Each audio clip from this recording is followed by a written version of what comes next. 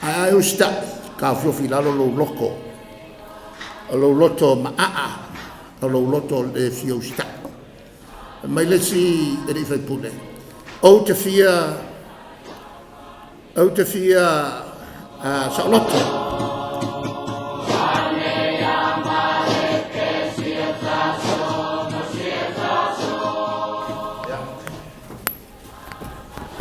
Siamo le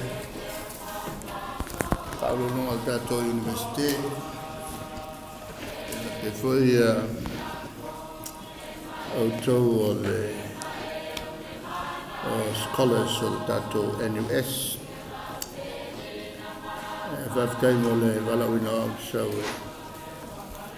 e fai so fanau nei tula e le anime fai nei tula ma fai fanau a se sila tu al tolu le se tu ai lu mo lu tolu se tu al dai foi la lo tamaya tu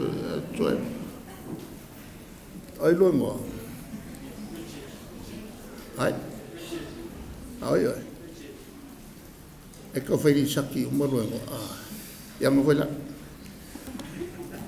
e cosa lengo le cosa le la mo la ofule me kiafu kusa le la ofwai kusa le la meneng fenge a pesa kenge sio le mangapa au no to o mo ai intimate pesa e la final sio a fe mo kula lu ka mangapa ke o lu mo mole lu fioti su atu lo sona sio va penal beto no lo feia o foi a su lo pesse a ya su va bene e no lo pesse le job le lopo le lua o lo falongo e la te foi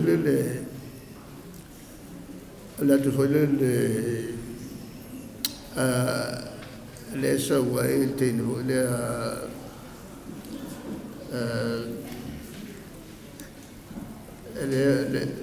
ngara taulat ala sa wela o ngavole le tore mi fa so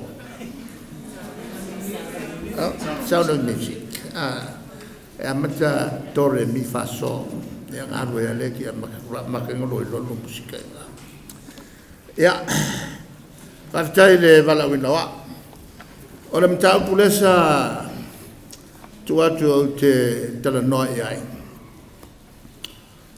befoling on my leadership le tainga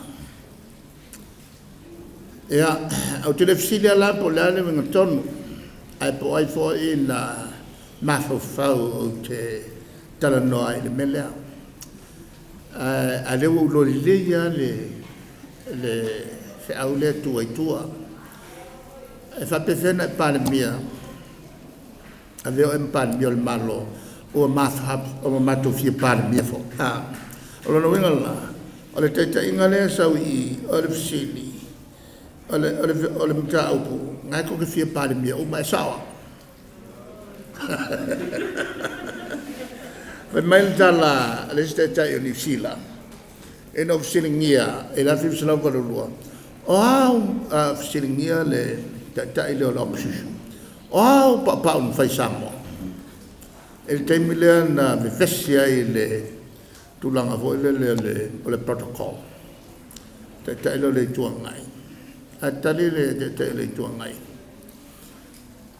sa o fialo lo isolo il taulanga mo alue tala no ya o Samoa sili no lua o la mena elo fuet sili ya o Samoa atali le David Longi nala no fialo te fifsi ilanga o Samoa Samoa mo me bond politicians malale me ngalo kala e fanga mala Samoa por kikilo e vai na uso a peselo te matale a makal por kikilo ulia ele sio la mai no foi tawila o ma fo fonga la ulia ai au la o le ka ua kua mela sa mafofau ia o le leanga i o lua mafofau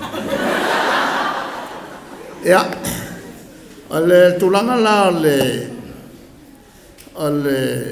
mele o le te inga o le leadership e le tala le presidente American fight o fisingia na aonga sa aonga how to become a president of the United States so mai le tala le president le ai ana isa aonga whapena manu a wale stangata o te aonga ale manatu lau tele e le ai sa aonga how to become a prime minister of a country alo ke lo uma na raino malawia e ko ki fi mo ni ai kia ngai ai kia e le o ko Palemia Samoa ngai le akol ko rufu kas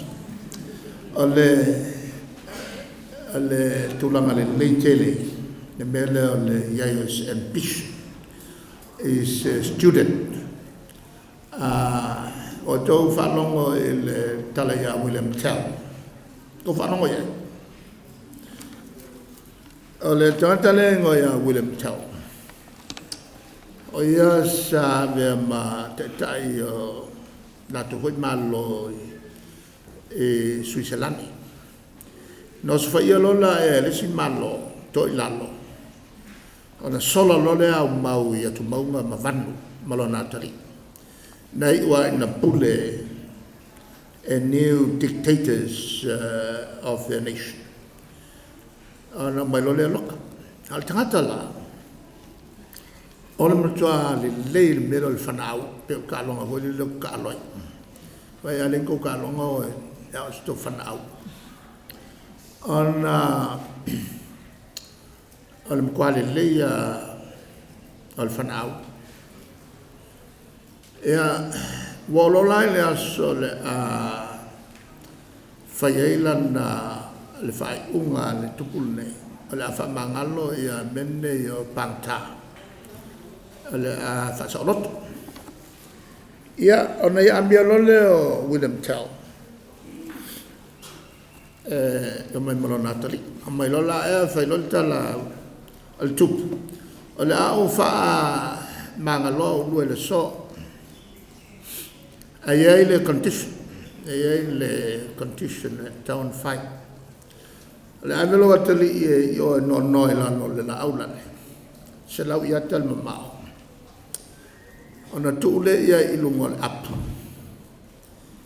ona tangolo le fanal ap ala be tonwal ap ona lo sa lo tolole ya avelo le atali sto ina fatu mamao mai la kuma le apu palengi le sai le la e fa tu lo tu piesa le fanna e ala kulole William Tell tangala na au mai shakilele e ko shakilele o wasi palole au o kila kali ai ale tu vo le au ase ele mangalo Antang leo o William Tell shakilan au shaki o lai uma ia manoa tangolo fo lea shaki na au ilo leo au lua ya ona lo tu le tu lo fa lo na au mia Falo ka release lo malau lele atuale ku komwala veke lua lo le ya ona tala mai lola e tamai o salot ona la sabali ese kwa ai ko feseli alku vediamo ya la mena lua ya wow lena tango ia e me lo vediamo ia lo fiamo il tup olesi au fale leo ile e occhi lo wakari o fangalo mo ya Alale winga le talalea. Aim correctly and aim high. O tō mai o aok. O le guideline na mal talana tau o tele. Aim high. Awai e maulalo lola aim kulo e mau. Mela ngā maulalo ifo le aim. Iwa kukongo al feagai o le akali o William Tau. O le mele o le te inga, o le te ta. Saya e le fisili, masani ona iai porkalame e fai a mene o aonga. Ia, o ke ile aso o tūle tamaitiki, pe tūle tenetiki, por kolisi, por sangatu Iosefo. E no tunola ea malato, por me whamal mole e mato assignment, lalto assignment. O lea e fia watu nai fisiri, ia mai loa. O ia sau telefoni, I po e fole ne te ua misi. E solo mafusini, whamal mole, fisiri mua. Na e mawhawhawina e veo an tatai. O le Malo, lea, e re iei sau, so mawhawhawhapena. Aina whawhela na veo o e ma tatai. Well, it was an accident. Lala accident. Wafiko yalo leo ki o le mato whaipule. Ia, malo toi foi mai whawha, ia, so ngā kong iare, kong o siao. O si olo ungo, pe e ono Malo. Ia lea lao Malo, no Malo ia, ia lea lao ki whapeo inga ia whapengi. O le tulanga na ilmun o le tulanga te tai. Sometimes e te leiloa, le tulanga e te oa I lunga se tofi. Sometimes e te fuafuina. Mena te tupulu tātou soifua. A o le tali e o mana se atunuu. Pe o Samoa se atunuu kerisiano. La o mai le tali. O le tali. O a tofi ai oe. E tofi mai le tua. O le tantununga na whakeusiano. E le karikongu iai le kele o keusiano. E le karikongu fo iai le kele o tangata le keusiano. O le wingal whamtalanga e le talitonu iai. O wafo iai e talitonu iai. E le se meta walu e saili. Pea whai e te talitonu iai. E le tulanga na e onga tasiai le talitonunga whakeusiano. Ma talitonunga o lutangata o se teita. E ke le ka walu saili. Ai se yo ola le kaimi. Whai e le whainga panota ai se whai mato whainga kepei. E o ai si whai pura kala o mai si kangaka. Ai se a e le kalkongu iai wanga e kalkongu iai ngā lopi I lima mai ngofofu. Ai whanau lango I le tua. A lavo iai si mau mal tu spaia. E te talitonu whai sau ngā luenga. Au a whatu tua o le tangata. Ai le sa ngā luenga. O le whatu tua e o ki mai mau kaimi. Alona wenga I lau ngā luenga e taun whai. O le ala ngā luenga. Ia o le talina na ia te oe. O le tusi le o tusi pa ia. Lae au mai ai ta ia la uma. O le tangata ina ia avea mate ta. Maa ngai ia. E le te toni e to tele. A le lau ta watua. A au tau tilo ia e tusi pa ia whai tau. A maka mai ai I polo inga sifu. Wakau I loa polo inga sifu.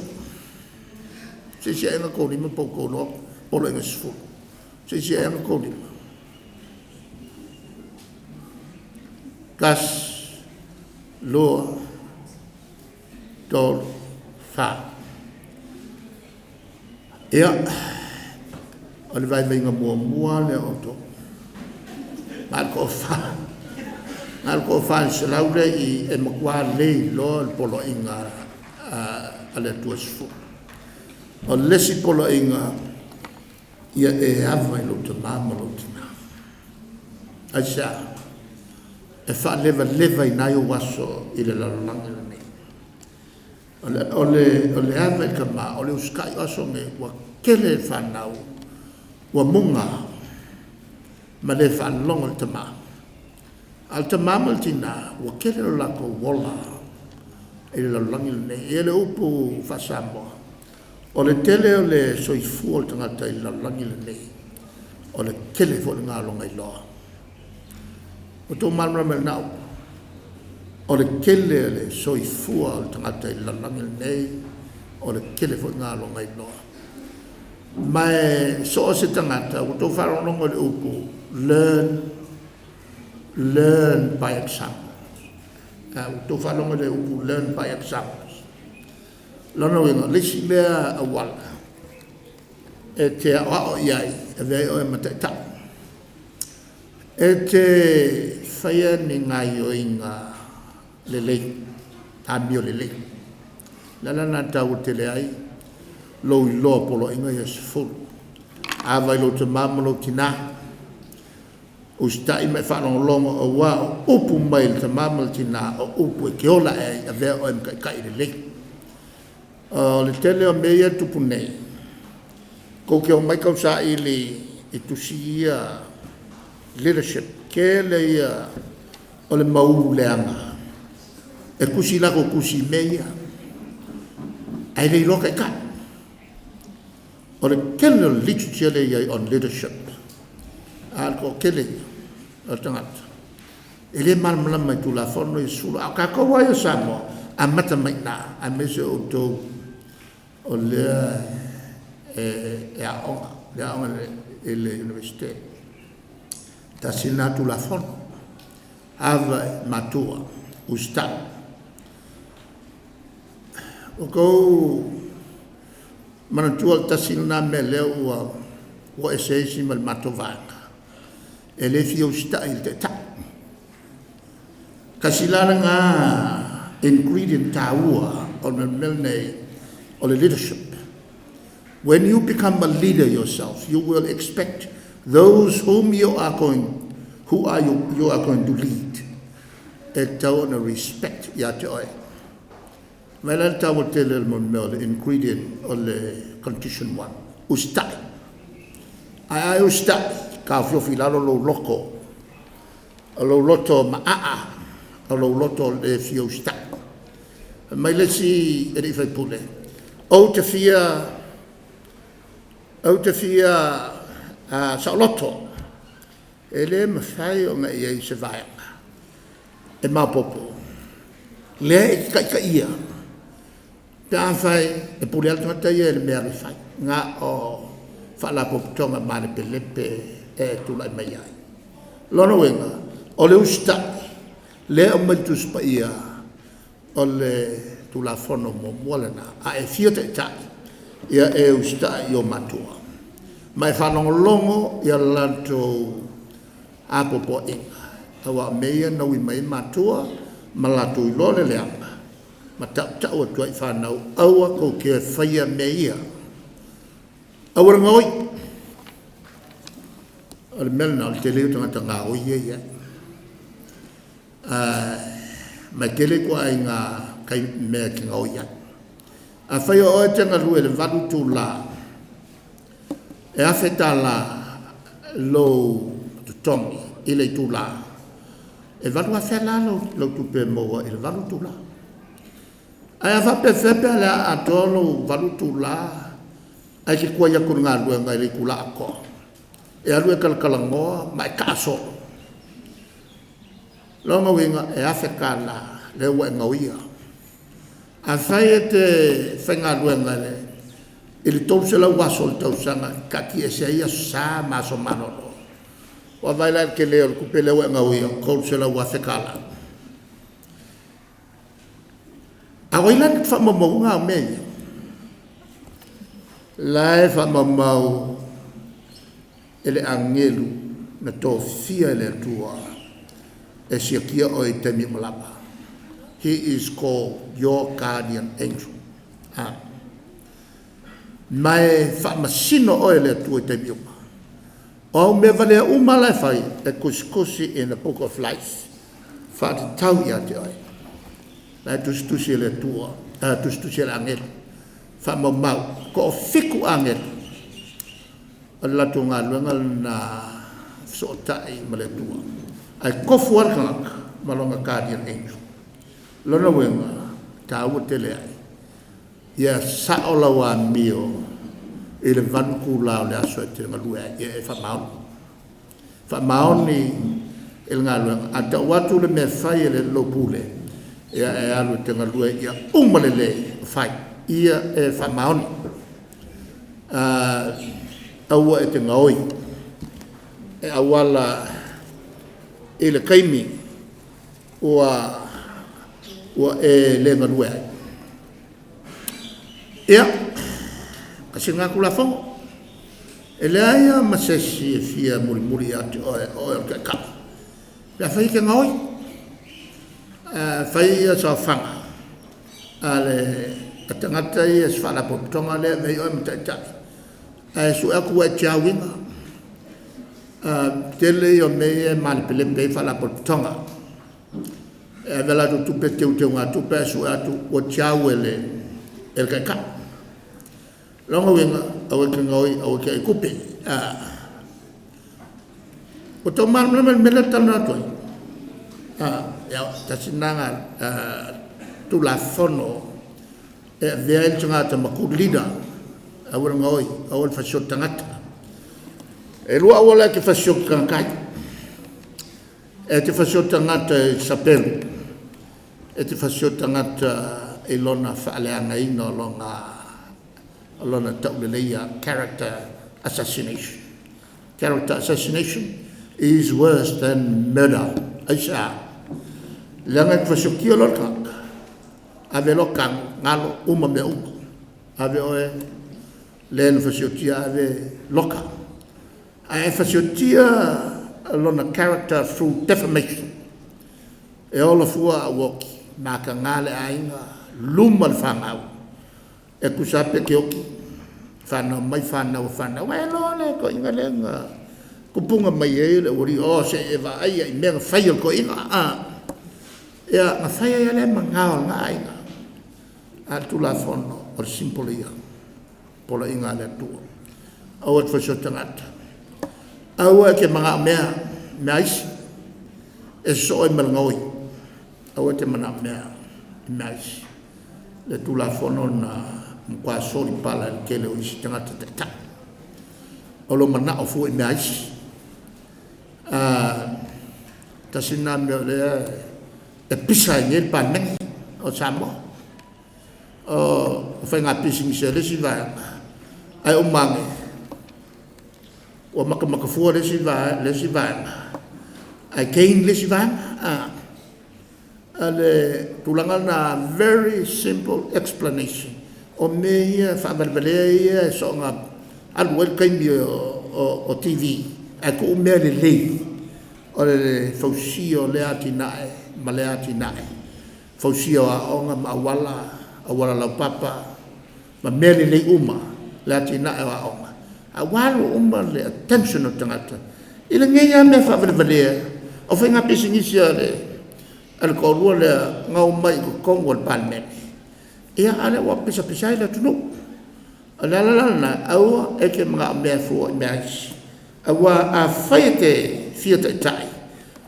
o le pona le na e tusi te le lo mau o lo kwa sau ia ma ku va ele se lo ku va but if you have to lead there must be some people who agree that you shall lead them o le tūlanga na le mele o le te tai.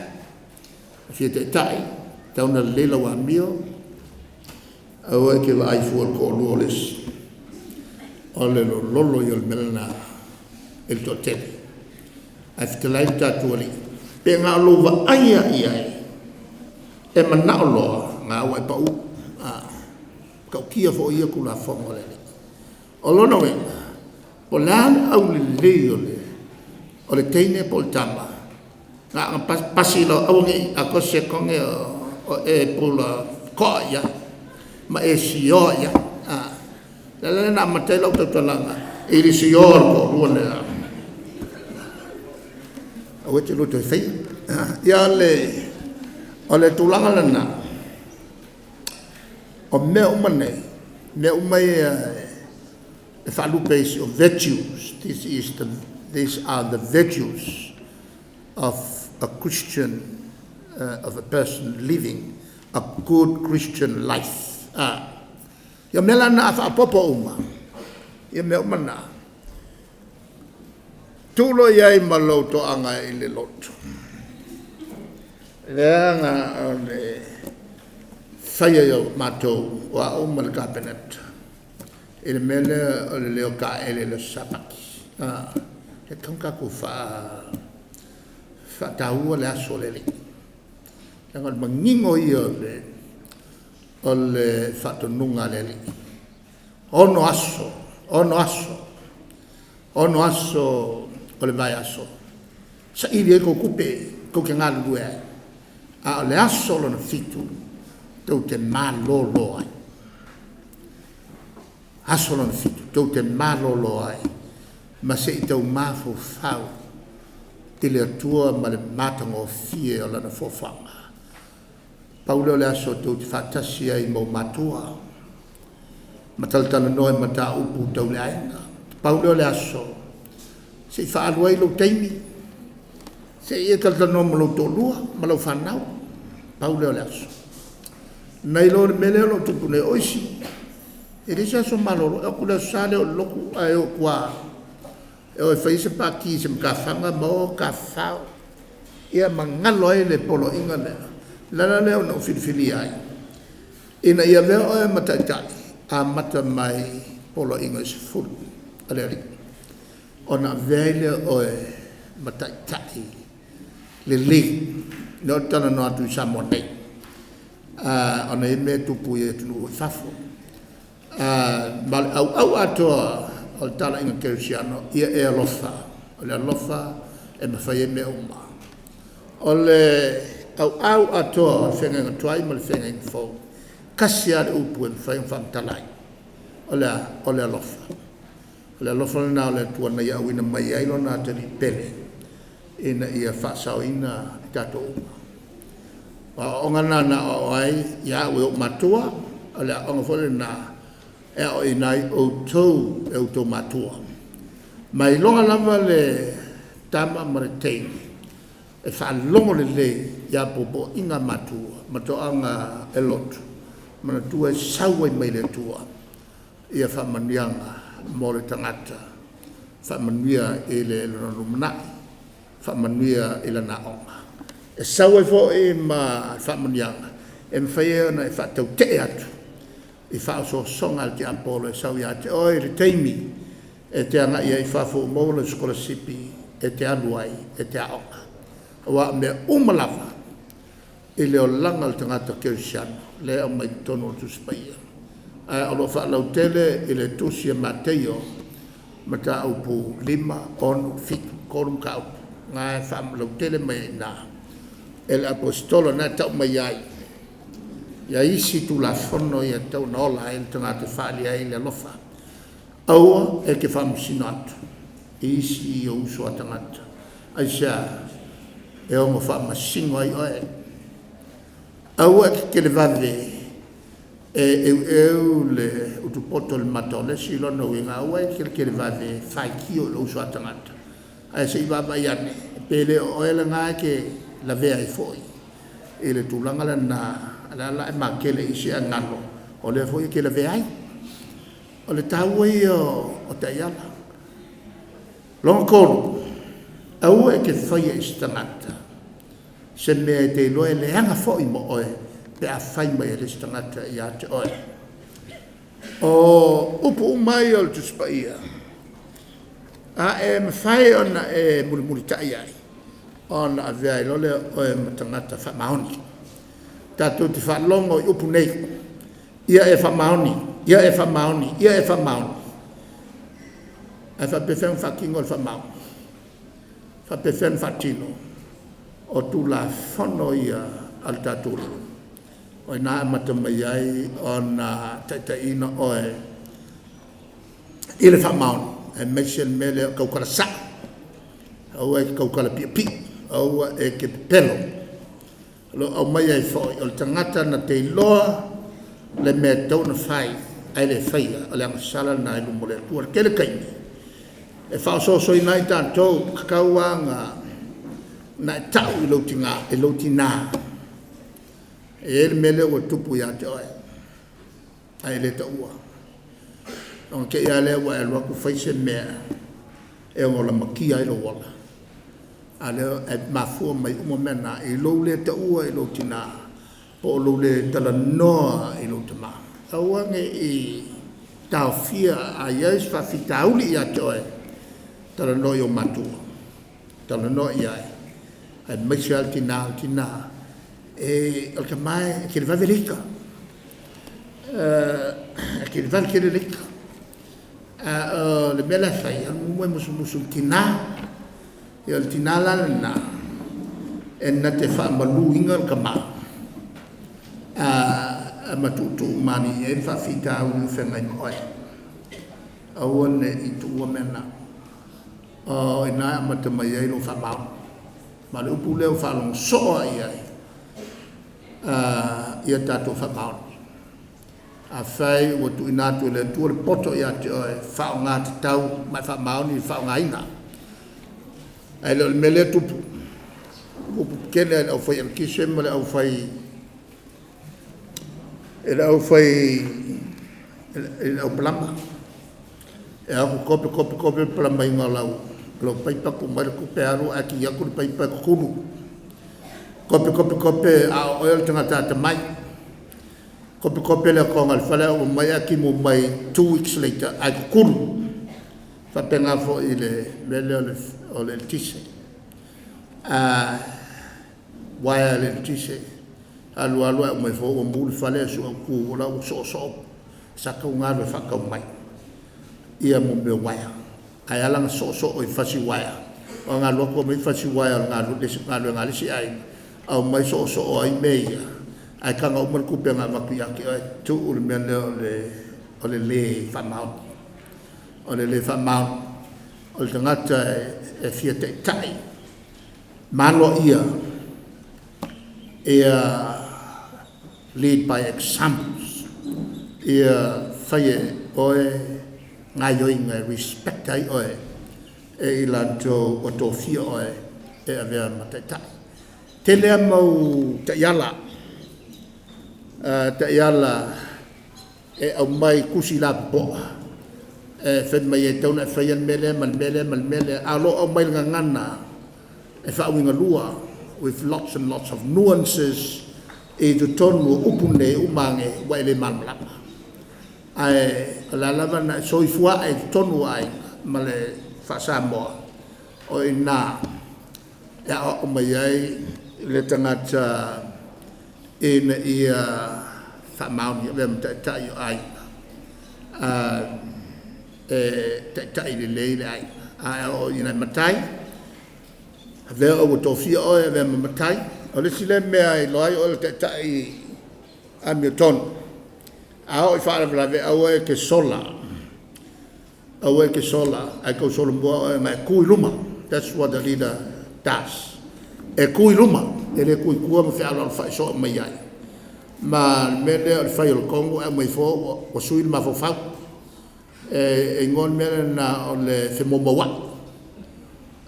Aua le whemomawa. A whai lo le whai unga. O le whai unga e te tau masao aua ngai e koe se ai. Ko sa pe ke vai ako le oki mele le e tula mai ai. A ina fa masino ai le le tai le fefe se mea, courage. Le lai o mai nei ta pe mea tulanga o mo meo la fonga, o le tu la fono, le tutongi o la fonga. E au fia ma fai fi au, koe kasia le, e kare sia le, e a fo e fai whenga tā. E le mwhaiona e tu watu o e whai au malaunga le amia tonu, a le solo mua a oenga e le amia kong, ka lepe tu la fono al malo. Mela lea, me voi lai tau mwhai maisi i whai porkiki. A matou tula iatu, matou te whamanga loa, that is a very stupid calling. Ora ma kwa whaavale leo se mau e whaiwhatena e kau mai ei pala ai, kau mai ei fia lelei. Ai tuu le mea mea tonu, lan mea mea tonu, e ko kongi uma la whonga tata. E haki a e ia onga, e haki a e whanmai, whai ati na e lelei, mo le atunuu ule nei. O lesi le vaenga tele mo mea te inga malo, e ia te oilo lo te tele, courage, the willpower, to do what needs to be done. Ai leo le pala ai loko, ona le whaia leo whai unga tau na whai. Ta sina vaenga tele lava, o le me leo le tetai, courage, willpower, political courage e tau, ona whaatino ai, ngai o inga tau na whai lea e te minei, le piso e tu la fono e tolu ia malo. La le tulanga le ai, na mata e le oso whaia e la tau tu la fono. La le tulanga le wa pei fo i lalo. Ai le mawhai o na suia le stand sa tai al malo. That's how you lead. You lead with courage. E te tui luma, ai kere la filafi kua. E tu la mai la, ia le memo mua e te whaia, e malama lama le lei. O le whai unga lea e te whaia, ua e sa ilia uma vaenga uma e au ngā mole atu. Dala wila na sa kele sa van e ke ka vale afi. Ai tu mau lava le malo. O le unga le taua e maua e ta vale a inga e le taurima. Lala mele waiai. Waka i koru ka vale si a inga sa ke. So that's what leadership means. E whai le whai unga ma e tui luma ki le palaises. Ko sa po o le mea ke vai aku, o sawa i leoki. Lala na lea na sawa i whangale le tala inga o le tala le lei. Ai sea, leangan tali tonu ia apostolo o le tala inga lea, o le tala inga le lei. A okia ia lato. O le winga na o le mele o le teta inga o se whalapo tonga. E le whengofia, but when you want to be a leader, be prepared to shoulder the burden and the sacrifice of heavy decision making that is so important for the development of your people and of your country. Yeah, mangial tapo filoi.